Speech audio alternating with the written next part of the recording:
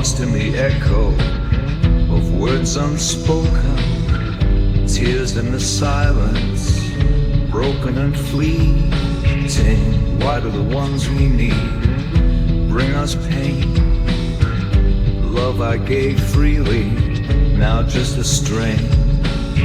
I lose myself while searching for your light. Someone else can't make these wrongs feel right. Lost in the echo of words unspoken, tears in the silence, broken and fleeting. Why do the ones we need bring us pain? Love I gave freely, now just a strain. I lose myself while searching for your light. Someone else can't make these wrongs feel right. Lost in the echo of words unspoken, tears in the silence, broken and fleeting. Why do the ones we need bring us pain? Love I gave freely, now just a strain. I lose myself while searching for your light. Someone else can't make these wrongs feel right. Lost in the echo of words unspoken, tears in the silence, broken and fleeting. Why do the ones we need bring us pain? Love I gave freely, now just a strain. I lose myself while searching for your light. Someone else can't make these wrongs feel right. बताइए। आप बताइए, आप बोलिए। Basically दो प्यार करने वाले जब उनकी ज़िंदगी में कुछ कशमकश होती हैं, जब कुछ तकलीफ़ें होती हैं, तो सिचुएशंस कैसे उनको अलग करती है और उसके बाद मिसअंडरस्टैंडिंग, मिसकम्युनिकेशन की वजह से दो प्यार करने वाले या जो साथ रहने वाले अलग होते हैं, उसके ऊपर कुछ तो हमारी स्टोरी है ये, तो वही हमने दर्शाया है सबको। सो आई थिंक होप सबको पसंद भी आएगा। कोशिश यही है कि आजकल जो रिश्तों में एक खटास आ रही है तीसरे की वजह से, जो हम स्पेस देते हैं किसी को, अपनी ज़िंदगी में एंटर कर लेते हैं किसी को, तो उस चीज़ को मैं मतलब दिखाना चाह रहा था कि तीसरा अगर आएगा तो लाइफ में प्रॉब्लम आएगी, तो हमें मतलब तीसरे को इतनी स्पेस देना ही नहीं है कि जो हमारे रिश्ते में जो खटास आए, चाहे वो तीसरा कोई बॉयफ्रेंड हो या फिर कोई माँ हो या कोई भी। दुश्मन सासे की होती है। हाँ, दुश्मन सासे की होती है। हाँ, लड़की की हो या लड़के की, कोई भी नहीं। ऐसा है, देखिए, सास नहीं होती, मतलब जब लड़की अगर ज़्यादा, लड़की की माँ, आजकल क्या है कि लड़के मतलब इतने बुरे नहीं हैं, समझ रहे हो आप? लड़की की माँ ना लड़की बुरी है। Thank you. मिसअंडरस्टैंडिंग होनी हाँ। होती है, वो कहीं से भी हो जाती है, मतलब हाँ, वो हो सास जाती हो, है। माँ हो, कैसे भी, अगर कोई जरिया बन जाता है। लव मैरिज में मोस्टली पेरेंट्स को प्रॉब्लम होती है, तो शायद मतलब उस तरीके से इसमें दिखाया है। बात करें छुट्टी के दौरान जी, बताइए कैसा गाना ऐसे परफॉर्म नहीं पड़ा? नहीं, शूटिंग के दौरान तो फन था।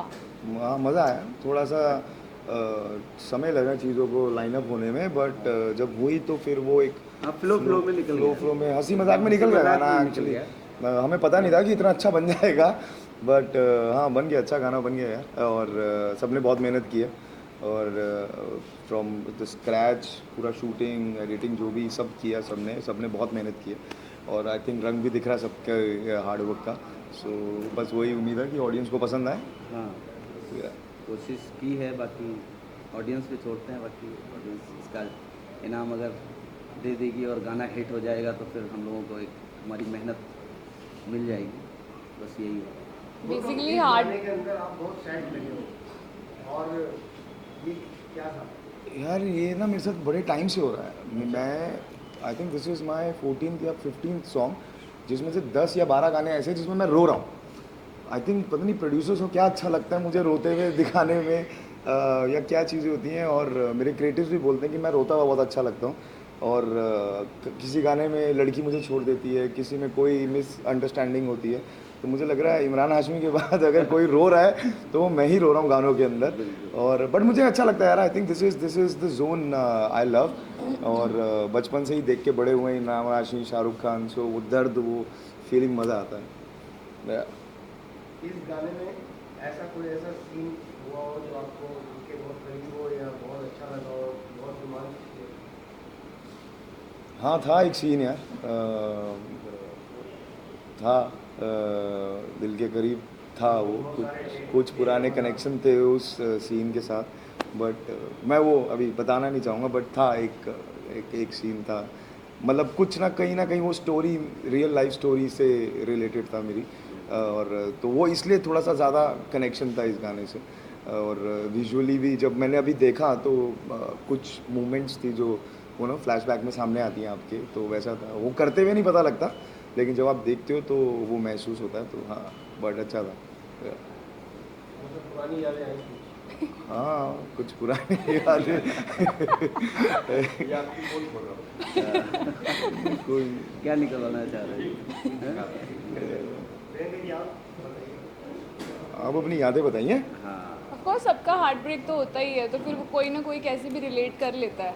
तो मुझे इसमें जो अच्छा लगा सीन, आई डोंट, मतलब मुझे नहीं लगता कि सबने वो चीज़ नोटिस की होगी, बट वो मेरा फेवरेट है कि हम दोनों ऐसे पीछे से शॉट है और सनलाइट आ रही है and we were sitting together. I love that shot. वो मुझे अच्छा लगा.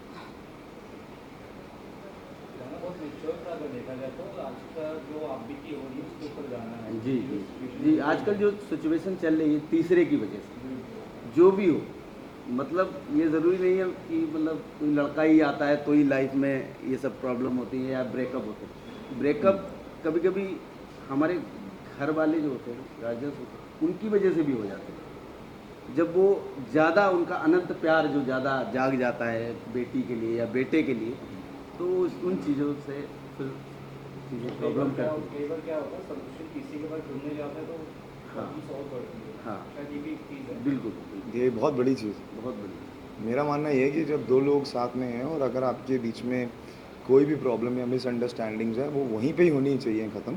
क्योंकि जहाँ वो वहाँ से द्वार गई, क्योंकि सामने वाला आपको उतना नहीं जानता जितना आपका पार्टनर आपको जानता है. बिल्कुल. आप उसको जितना बताएंगे उसको उतना ही समझ आएगा, और उसके बेसिस पे वो आपको जजमेंट देगा अपने. अब आपके दिमाग में वो जजमेंट साथ में मिक्स हो जाएगी, तो आप जो सही जजमेंट भी कर रहे होगे उसमें भी गलत हो जाओगे.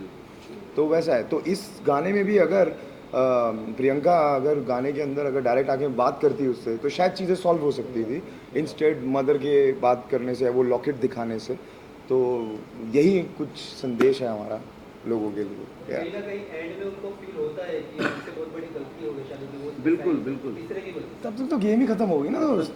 तब तो एक डिवोर्स कहावत है, पछताए होत क्या जब चिड़िया चुग गई खेत. बिल्कुल. तो हो गया. अब तो कहीं ना कहीं मैसेज देने की कोशिश की गई. बस यही या. मैसेज देने की कोशिश की है कि मतलब तीसरे की वजह से अपनी लाइफ हम खराब ना करें, और जो भी बातें हैं हम शट आउट करें. और जब भी अगर दिन में कोई बातें हो तो रात सोने से पहले ख़त्म कर लें और फिर ख़त्म करके सोएं. बस यही चीज़. वो तो इस गाने से कितना एक्साइटमेंट है, क्या. इस गाने से हाँ. कितनी उम्मीदें हैं? यार मैं अपने हर प्रोजेक्ट से बड़ा उम्मीद रखता हूँ. मुझे बड़ी खुशी मिलती है क्योंकि पूरा हार्डवर्क दिल से करते हैं यार काम.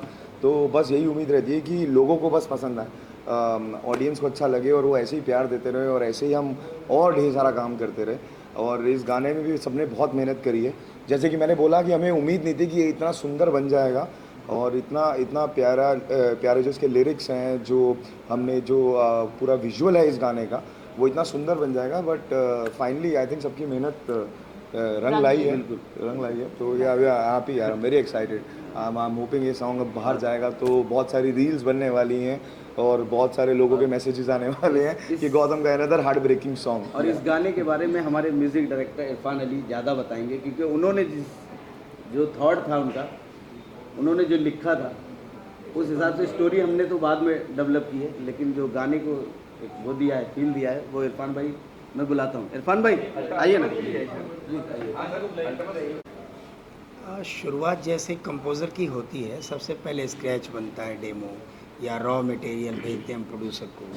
तो I would like to thanks सबसे पहले Asif Ali sir, top laugh international entertainment के ऑनर हैं, हमारे प्रोड्यूसर हैं, जिन्होंने मतलब काबिल समझा कि ये गाना कुछ कर सकता है। तो मैंने उनको I sent him scratch, Asif Ali sir, Rizwan Ali sir मेरे प्रोड्यूसर, तो उनको बहुत अच्छा लगा। एंड मैं थैंक्स करना चाहूँगा नादिर खान साहब का, जिन्होंने प्रोजेक्ट हेडिंग की और मुझे भी इस लायक समझा कि आगे जाना चाहिए बात। तो काफ़ी सारी मेहनत के बाद ये आप लोगों के सामने आया है। और मैं बहुत शुक्रगुज़ार हूँ जी म्यूज़िक का भी, जिसने बहुत अच्छे तरीके से हमें प्लेटफॉर्म दिया कि चूँकि हम लोग अभी जैसे मैं हूँ, काफ़ी हम कंपोज़र अंदर फीलिंग्स रखते हैं, लेकिन बाहर आना जो आज ये दिन आया है या जो कंपोज़र के लिए होता है, अंदर बहुत कुछ होता है, लेकिन बाहर लाने की जो कैपेसिटी होती है वो प्रोड्यूसर्स के अंदर होती है, जो हमारे आसिफ अली सर, रिजवान अली सर के अंदर है। और मैं बहुत शुक्रगुज़ार करूँगा अपने एक्टर मिस्टर गौतम साहब का। जब मैं सेट पे भी मोस्टली हम नहीं जाते कंपोज़र लोग, लेकिन मैं गया था और प्रियंका मैम हैं यहाँ बैठी हुई, बहुत खूबसूरत भी हैं, और हैंडसम गौतम भाई। और सबसे बड़ी चीज़ है कि इन दोनों की जो पेयरिंग है इस गाने में बहुत खूबसूरत है, क्योंकि कंपोज़र जब विजुअल देखता है तो वो सोचता है कि इस मेरे गाने के साथ इंसाफ हो जाए, एक्टर जी ले, एक्ट्रेस जी ले। तो ये बहुत एक बड़ी बात है। जब मैंने देखा आफ्टर वीडियो मेकिंग, मुझे बहुत खूबसूरत लगा। और जिस तरह से स्टोरी लिखी आसिफ अली सर ने और प्रोजेक्ट हेडिंग की नादिर साहब ने, और मैं मेरे एकदम जिगरी दोस्त मिस्टर मयंक गेरा जी, ये शिरडी में रहते हैं, ये साईं बाबा के बहुत भक्त हैं। और इन्होंने जब मुझे वो 2 लाइनें भेजी थी, तो उसमें हमेशा के लिए एक दूसरे की दुखती रग हो रहे हैं, हमेशा के लिए अलग हो रहे हैं। मुझे बड़ी डिफरेंट लगा ये चीज़, क्योंकि ये बहुत कम आया था ये जो चीज़ें थी। क्योंकि अक्सर क्या होता है कि बेवफा सनम ऐसी चीज़ें बोल देते हैं हम, लेकिन अलग हो रहे में म्यूज़िक ट्रीटमेंट मैंने जो की है उसमें बहुत म्यूज़िक नहीं है, क्योंकि साइलेंटली वो बातों को दिल से कहना है कि अलग हो रहे हैं, तो वहाँ म्यूज़िक छोड़ दिया हमने, गैप है और अलग हो रहे हैं, वो लिरिकल चल रहा है। तो लिरिक्स बहुत खूबसूरत लिखने के लिए मैं मयंक को, मेरे अपने दोस्त को, मयंक भाई को बहुत इनका शुक्रगुज़ार हूँ। आगे आप प्रोड्यूसर साहब चाहेंगे आसिफ अली सर, रिजवान, तो पार्ट 2 भी करेंगे अगर ये सक्सेस हुआ तो। बस ये कोशिश है कि बस बेहतर काम करेंगे। आप देखिए, उनका मेरा मतलब तेरा मेरा रिश्ता पुराना, अल्तमश भाई इस गाने के जस्टिस के लिए मेरी पहली चॉइस थी, लास्ट एंड फर्स्ट, और कोई जा नहीं रहा था, क्योंकि एक पेन और एक बेस, वो दोनों चीज़ें थी इमोशन के साथ। तो अल्तमश भाई मुझे बहुत सपोर्ट भी करते हैं वो, और मानते भी हैं कि मैं कुछ ढंग का कर सकता हूँ। तो मैंने उनको कॉल किया कि अल्तमश भाई ऐसा ऐसा, प्रोड्यूसर साहब की चॉइस भी थे वो, तो अल्तमश भाई ने तुरंत सुनते ही ओके, तो बहुत हो गया, बस अच्छा हो गया। और होप कि बस गॉड ईश्वर करें कि बहुत अच्छा चले, और अब आप सबकी दुआएं रहेंगी तो इट विल रन, एंड हम आगे पार्ट 2 भी करेंगे। और हमारी जोड़ी बैठी हुई है, तो आगे नादिर साहब हैं बैठे हुए। देखिए ये प्रोड्यूसर डिसाइड करेंगे, मेरी तरफ से ओके है, बाकी अब जाएगा, बात निकलेगी तो दूर तक जाएगी।